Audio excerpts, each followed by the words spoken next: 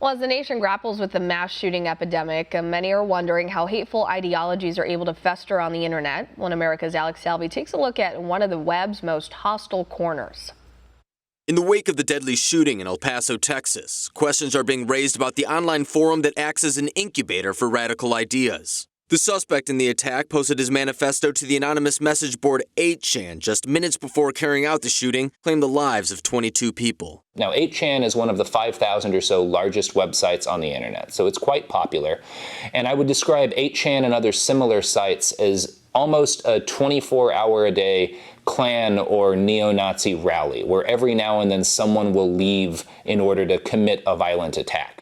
The use of the forum during such an incident is by no means isolated. Manifestos were also posted on the platform by the perpetrators of the Christchurch Mosque shooting in New Zealand and the Poway Synagogue shooting outside of San Diego. While it's easy to point out the problem, addressing it is another issue, as exemplified by a hearing on the issue back in May. Do you have any recommendations for what can be done to address the viral hate speech and incitement of violence found on fringe sites like 8chan and Gab?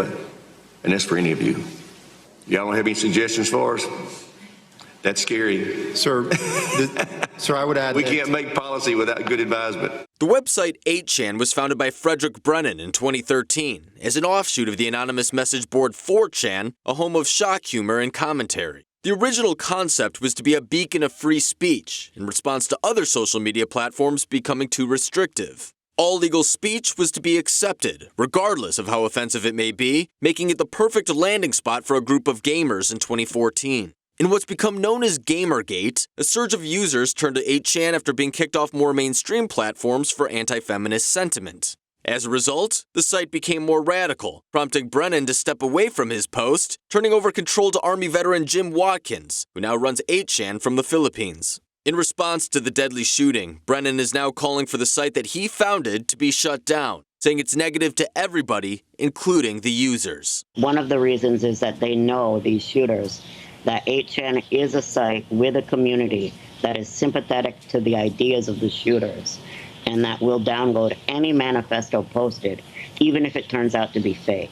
Watkins has been generally unresponsive to such calls, but third parties who help maintain that site may be paving the way for action to be taken. Just one day after the attack, security provider Cloudflare announced that it would stop providing its services to 8chan for its role in inspiring the tragic events. The online defense system famously took down the neo-Nazi website Daily Stormer in 2017, but said it didn't want to set the precedent of being the arbiter of such actions. So Cloudflare's done something really important because by refusing to provide online security, the service is actually down this morning. And there's other things that could be done. The banks and the financial institutions, which allow dollars to flow into these services, they should shut them down. Critics of the decision say shutting down the website will only force users to find a new platform and thus make it harder for authorities to monitor such activity. After all, it was the purge from 4chan that allowed users to find a home in 8chan, posing some to wonder if deplatforming is merely kicking the can down the road. Alex Salvi, One America News. Want to see more videos like this? Click on the link below and subscribe to One America News on YouTube, and call your cable provider and kindly demand that One America News is added to your lineup. Call and subscribe today.